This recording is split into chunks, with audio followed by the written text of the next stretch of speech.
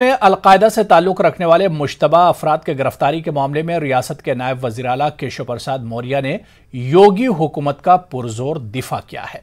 इलाहाबाद में पंचायत चुनाव जीतने वाले उम्मीदवारों की हलफबर्दारी की तकरीब में केशव प्रसाद मौर्य ने शिरकत की। इस मौके पर मीडिया से बात करते हुए मौर्य ने लखनऊ में गिरफ्तारी पर सवाल उठाने वाली बहुजन समाज पार्टी की सरबराह मायावती पर सख्त नुक्ताचीनी की।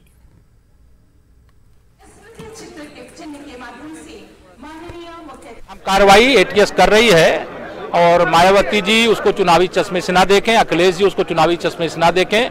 विपक्ष के जो नेता हैं तुष्टीकरण की राजनीति, कम से कम आतंकी गतिविधियों के लिए जो दोषी पकड़े जा रहे हैं उसमें नहीं देखना चाहिए। लेकिन एटीएस सफलतापूर्वक कार्रवाई कर रही है। शुभकामनाएं हैं, बधाई है और जो भी इसके तहे में होंगे एक एक को खोज निकाला जाएगा।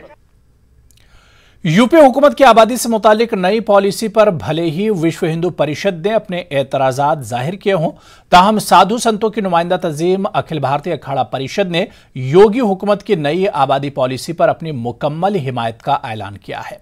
अखाड़ा परिषद के सदर महंत नरेंद्र गिरी ने यूपी में बढ़ती आबादी के लिए मुस्लिम तबके को जिम्मेदार ठहराते हुए योगी हुकूमत से सख्त कानून बनाने का मुतालबा किया। नरेंद्र गिरी ने कहा है कि 2 से ज्यादा बच्चे पैदा करने वालों को न सिर्फ सरकारी सहूलियात से महरूम रखा जाए बल्कि इनसे वोट देने का इख्तियार भी छीन लेना चाहिए। मानना है कि सभी जो मुस्लिम धर्म गुरुओं से यही निवेदन है कि आप इस कानून को सहृदय स्वीकार करें और लोगों को जागरूक करें। जैसे मुसलमान भाई हैं, उनकी 3-3 औरतें होती हैं। अगर वो कहेंगे कि मेरी पहली औरत से 2 बच्चे पैदा हुए, दूसरी से 2 बच्चा हुए, तीसरी 2 हुए तो मेरे 6 हो जाएंगे, तो नहीं, ऐसा नहीं है। पुरुष तो एक ही रहेगा ना। तो आप चाहे 4 बीवी रखिए, चाहे 5 बीवी रखिए, लेकिन गिनती बच्चे की 2 ही होगी। 2 ज़्यादा पैदा करेंगे आप तो उसको न तो वोट देने का अधिकार रहेगा, न संख्या में आएंगे आप, और चुनाव लड़ने का भी अधिकार न हो। ऐसा कानून बना जाए तो देश का भला होगा। जिला पंचायत और ब्लॉक सतह के इंतखाबात में धांधली, जोर जबरदस्ती और खवातीन के साथ बदसलूकी के मामलों को लेकर राष्ट्रीय लोकदल ने यूपी हुकूमत के खिलाफ मोर्चा खोल दिया है। साथ ही बढ़ती महंगाई को लेकर मरकजी हुकूमत को भी घेरने की कोशिश की है। इसी के तहत आरएलडी का मेरठ में भी एहतजाजी मुजाहरों का सिलसिला जारी है। मेरठ में आरएलडी के मकामी लीडर और कारकुनान ने कलेक्ट्रेट पर एहतजाजी धरना देते हुए डीएम के जरिए हुकूमत के सामने अपने मुतालबात रखे और मसाइल को हल न किए जाने की सूरत में धरने को जारी रखने का ऐलान किया। ये तो ये सब जग जाहिर है, आप सब लोग जानते हैं कि ये जिला पंचायत के चुनाव किस ढंग से इन्होंने लूटे हैं, डाका डाला है। ये चुनाव नहीं हुआ, ये तो डाकेमारी हुई है। इन्होंने सत्ता का दुरुपयोग करके किसी पे मुकदमे लगा दिए, किसी का अपहरण करा दिया। हमारी ये भी मांग है कि जो जिला पंचायत के चुनाव में और प्रमुखी के चुनाव में महिलाओं के साथ अत्याचार हुआ है, चीरहरण हुआ है, उनके खिलाफ भी कानूनी कार्रवाई होनी चाहिए। मतलब डेमोक्रेसी नाम की कोई चीज नहीं है, लोकतंत्र कहीं कुछ है ही नहीं। अभी आपने प्रमुखी के चुनाव देखे, आपने जिला पंचायत के चुनाव देखे, ये आप पत्रकार हैं, आपको तो सब कुछ मालूम है किस तरीके से ये चुनाव हुए। और यहाँ तक नहीं है कि ये मतलब बिल्कुल लोकतंत्र का गला घोटकर तानाशाही की तरफ बढ़ते जा रहे हैं। उत्तर प्रदेश में आइंदा साल होने वाले असेंबली इंतखाबात में सियासी गर्मी मुसलसल तेज होती जा रही है। ऑल इंडिया मजलिस इत्तेहादुल मुस्लिमीन के कौमी सदर असदुद्दीन ओवैसी मगरबी उत्तर प्रदेश में 15 जुलाई को रोड शो करने जा रहे हैं।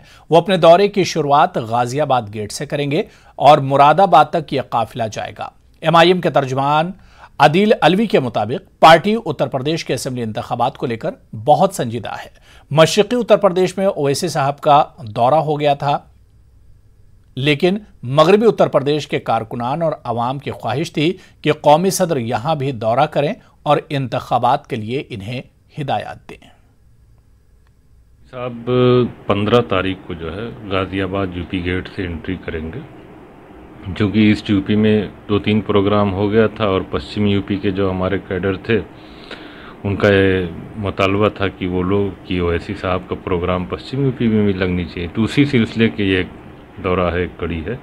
जाहिर है कि हम एक पॉलिटिकल पार्टी हैं और हम 2022 को लेके बहुत सीरियस हैं, संजीदा हैं और हम पार्टिसिपेट करेंगे, हर तरह से मजबूती के साथ करेंगे। हर आदमी बीजेपी को शिकस्त देना चाह रहा, तो हम लोग भी एक पार्टी हैं, हम लोग भी उसमें पार्टिसिपेट करेंगे, हम लोग भी चुनाव में हिस्सा लेंगे। तो अगर कोई बीजेपी के खिलाफ कोई मोर्चा, कोई महाज बनता है तो हम उसमें शामिल होने के लिए तैयार। एक तरफ कोरोना टीकाकारी मुहिम को तेज करने के लिए सरकारी सतह पर कोशिशें अंजाम दी जा रही, वहीं वैक्सीन की कमी की वजह से क्लस्टर वैक्सीनेशन कैंपों के इनेकाद का सिलसिला थम गया है। मेरठ में वैक्सीन की कमी से जहां मुख्तलिफ इलाकों के वैक्सीनेशन सेंटरों पर गुज़िश्ता 3 दिनों से वैक्सीन नहीं लगाई जा सकी, वहीं गुज़िश्ता रोज महज 19,600 डोज हासिल होने से क्लस्टर वैक्सीनेशन कैंपों के इनेकाद के सिलसिले को आइंदा 3 रोज के लिए बंद कर दिया गया।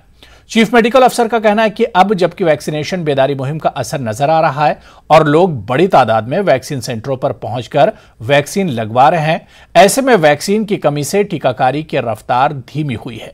ताहम उम्मीद जताई जाती है कि आने वाले दिनों में जरूरत के मुताबिक वैक्सीन दस्तयाब होगी और लोगों को परेशानी का सामना नहीं करना पड़ेगा।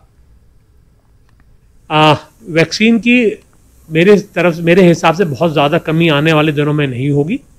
आज भी हमारे को 19,000 वैक्सीन मिली है, जो हमारे को लगता है कल के लिए हमारे काफ़ी होगी। कल हमारे सारे सेशंस और सेंटर्स चलेंगे और अब 18 प्लस ही एक कैटेगरी है और सेकेंड डोज जिनको लगनी है, 2 ही कैटेगरीज हैं। जो पहले अलग अलग कैटेगरीज हुआ करती थी, अब वो घट के सिर्फ 2 कैटेगरी रह गई है। तो हमारा लोगों को वो है कि आगे बढ़ चढ़ के वैक्सीनेशन में हिस्सा। मुल्क में कोरोना की रफ्तार धीरे धीरे कम हो रही है और साथ ही जो कोरोना की वजह से पाबंदियां आयद थी, इसमें भी छूट दी जा रही है। कानपुर में इस बार ईद उल जुहा की नमाज ईदगाह में अदा की जाएगी। शहर काजी ने इस सिलसिले में इंतजामिया से बातचीत की, जिसके बाद उन्होंने न्यूज 18 को इसकी जानकारी दी। बकरीद का त्यौहार नज़दीक है, लेकिन जिस तरह से त्योहारों को कोरोना ने बदल के रख दिया है, लेकिन इस वक्त कोरोना थमा हुआ है। इसको लेकर शहर काजी कानपुर ने इंतज़ामिया से बात की है। आइए उनसे बात करते हैं कि किस तरह की बात की है। काजी साहब, किस तरह की बात हुई है आपकी त्यौहार को लेकर, नमाज को लेकर, कुर्बानी को लेकर, क्या बातें हुई?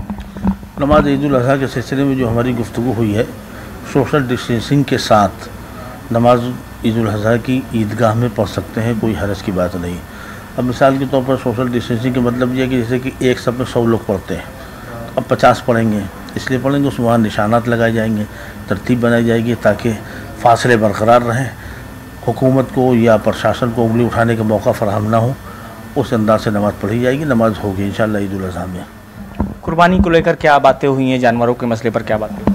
जानवरों के सिलसिले में, कुर्बानी के सिलसिले में मैटर ये है कि कुर्बानी में जो जानवर कटते थे, जो गवर्नमेंट की तरफ से इजाज़त शुदा हैं, जैसे भैंस है, पड़वा है, दुम्बा है, भेड़ है, बकरी है, बकरा है, खस्सी वगैरह वगैरह, इस सारे जानवर जैसे कटते थे और जैसे हमेशा कुर्बानी पहले होती रही है, उसी अंदाज से होगी, कोई रोक टोक नहीं। अलबत्ता इतना ख्याल रखा जाए कि जो कुर्बानी हो रोड पर ना हो, बन जगह पर हो, किसी को आने जाने वाले को तकलीफ़ ना हो, और फिर अगर वहाँ पर गैर मुस्लिम भाई रहते हैं तो उसका मज़ीद एहतियात होना चाहिए, किसी को मेरी ज़ात से तकलीफ़ ना पहुँचे। फिर कुर्बानी का मतलब ये है कि ऐसी कुर्बानी हो कि किसी को तकलीफ़ ना हो। एक चीज़ और कि जिस तरह से अगर यहाँ की बाज़ार की बात की जाए, जो जानवरों की बाज़ार लगती है, कानपुर के आसपास के ज़िले के लोग आते हैं, उसके लिए क्या इंतज़ाम है? आपने कुछ मांग की है क्या, कहीं और बाज़ार लगे? हमने बातचीत की है कमिश्नर साहब से खुल करके इस मौजू पर कि जो हमेशा बाज़ार लगती, इसे नई सड़क है और ये इसका मतलब बाकरगंज है, खलवा है, जाजमऊ है, ये सारी बाज़ारें जैसे लगती थी वैसे ही लगेंगी इंशाअल्लाह। अलबत्ता कुछ जगहों पर भीड़ ज़्यादा होती है, उसकी वजह से मैंने हलीम कॉलेज ग्राउंड के लिए भी कह दिया है ताकि भीड़ कम हो, कुछ लोग अपने हलीम कॉलेज ग्राउंड से भी माल की ख़रीदारी कर लें ताकि आने जाने वालों को दिक्कत ना हो। क्लियर है ये मामला। अलबत्ता एक शिकायत मुस्तकिल बराबर आती थी हमारे पास हर साल कि जो माल गाड़ियों से आता है उसको पुलिस परेशान करती है। तो कई जगह से मेरे पास हर साल शिकायतें आईं, तो मैंने फ़ोन किया और मसले हल हो गए, लेकिन उसको मैंने वजाहत के साथ कह दिया। तो कमिश्नर साहब ने इसका वादा किया कि इंशाअल्लाह इस साल जो है पुलिस कोई परेशान नहीं करेगी। कुर्बानी के सिलसिले में जो गाड़ियाँ आ रही हैं, माल आ रहा है, वो जैसे आ रहा वैसे आएगा इंशाअल्लाह। तो जिस तरह से आपने देखा कि कहीं ना कहीं ये खुशी की बात है कि कमिश्नर साहब से जिस तरह से मुलाकात हुई काजी साहब की, उनका कहना है कि इस बार ईदगाह में नमाज पढ़ी जाएगी, सोशल डिस्टेंसिंग का पालन किया जाएगा और पूरी तरह से एहतियात बरता जाएगा। कानपुर से संदीप सविता, न्यूज़ 18 उर्दू। माजूर अफराद को हुकूमत की तरफ से फराहम की जाने वाली सहूलियात से फ़ायदा उठा सकें, इस मकसद के लिए कानपुर के शास्त्री नगर में वाक़ सेंट्रल पार्क में हफ्ते में 2 बार राष्ट्रीय विकलांग पार्टी के जरिए एक कैंप लगाया गया, जिसके तहत माजूर अफराद, बेवा, बूढ़े लोगों को हुकूमत की तरफ से फराहम की जाने वाली सहूलियात से आगाह किया जाता है। आज भी कैंप में सैकड़ों शिकायत मौसूल हुई, जिसके तहत माजूरी का सर्टिफिकेट बनाने के लिए बेशतर शिकायत मौसूल हुई। कोरोना बहरान के बाद से ही माजूरी का सर्टिफिकेट हासिल करने के लिए माजूर यहां और वहां भटक रहे हैं। इस सिलसिले में सीनियर मेडिकल ऑफिसर से मुलाकात करके इन्हें इस हवाले से आगाह किया जाएगा। समस्या समाधान शिविर का आयोजन करती है, जिसमें जो सरकार की योजनाएं हैं उनका लाभ विकलांग व्यक्तियों को, गरीबों को, विधवा महिला जो भी हैं, वृद्ध, उनको सरकार की योजनाओं का लाभ हम देने का प्रयास करते हैं। सीएमओ साहब से मिल करके और निवेदन करेंगे कि वो दिव्यांग बोर्ड चालू करावें, रेलवे रियायती प्रमाण पत्र बने और अक्षमता का प्रमाण पत्र है वो बने। मुल्क में कोरोना की दूसरी लहर ने जो तबाही मचाई, इसने सभी को मुतासिर किया। अब कोविड की तीसरी मुमकिना लहर को लेकर तमाम तरह के एहतियाती तदाबीर की जा रही हैं। अलीगढ़ मुस्लिम यूनिवर्सिटी का जवाहरलाल नेहरू मेडिकल कॉलेज भी इस मुमकिना लहर से बचाव के लिए तैयारियों में लगा हुआ है। बिलखुसूस ऑक्सीजन प्लांट और आईसीयू कोविड वार्ड बहुत अहमियत के हामिल हैं, जिस पर यूनिवर्सिटी इंतजामिया खुसूसी तवज्जो दे रहा है। बच्चों के ताल्लुक से मुमकिना तीसरी लहर में मुताद्दिद तजावीज़ भी पेश की जा रही हैं, जिस पर जेएनएमसी का शोबा अमल पैरा है, जहां बच्चे वार्ड के नोडल ऑफिसर डॉक्टर काशिफ ने हुकूमत की मंशा से वाकिफ करवाया। वहीं मारूफ अमराज अतफाल प्रोफेसर मुनाजिर अली ने बच्चों के ताल्लुक से बरती जाने वाली एहतियात बताई।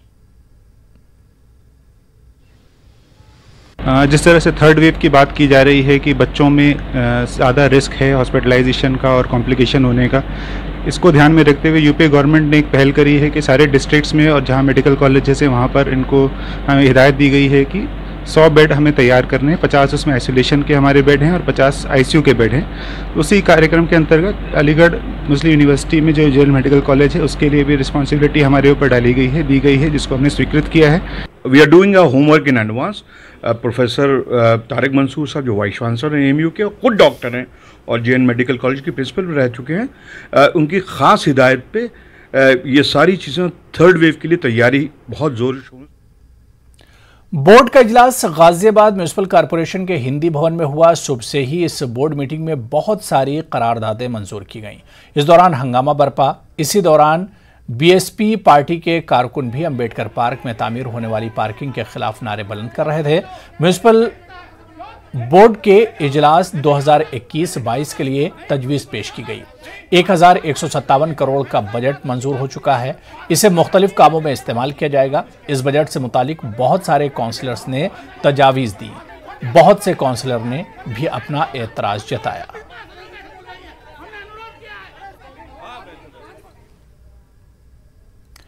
एक लड़की को तालीम देना पूरे खानदान को तालीम याफ्ता बनाना है। यही काम girls educational and rehabilitation society की जानिब से किया जा रहा है। यह तंजीम लड़कियों की तालीम पर खुसूसी तवज्जो दे रही है। अलीगढ़ में तालिबात को किताबें मुहैया कराई गई। इससे कबल तंजीम तालिबात को वजीफा भी दे चुकी है। तंजीम के जिम्मेदार डॉक्टर फयाजुद्दीन ने बताया कि हमारी कोशिश यही है कि हम तालिबात की तालीम पर तवज्जो दें और किसी भी हालत में इनकी तालीम मुतासिर ना हो। एक लड़की को पढ़ाना बहुत ज़रूरी है। लड़की जब पढ़ती है तो उसका फिर आगे पूरा ख़ानदान पढ़ता है। इसलिए लड़की की तालीम किसी भी हालत में रुकनी नहीं चाहिए। यही गियर का मेन मोटिव है और इसको लेकर हम लोग चल रहे हैं। यहाँ तक कि जो लड़कियाँ अभी एएमयू के एंट्रेंस टेस्ट में बैठना चाहती हैं 11th के, उनमें कई ऐसी हैं जो जिनको हमने फॉर्म भरवाए, उनको आगे लाए और अगर उनका टेस्ट में वो क्वालिफाई कर जाती हैं तो उनको पूरे साल की फ़ीस किताबों का इंतज़ाम भी गियर सोसाइटी की तरफ से। चलिए यहाँ पर रुकेंगे छोटे से ब्रेक के लिए।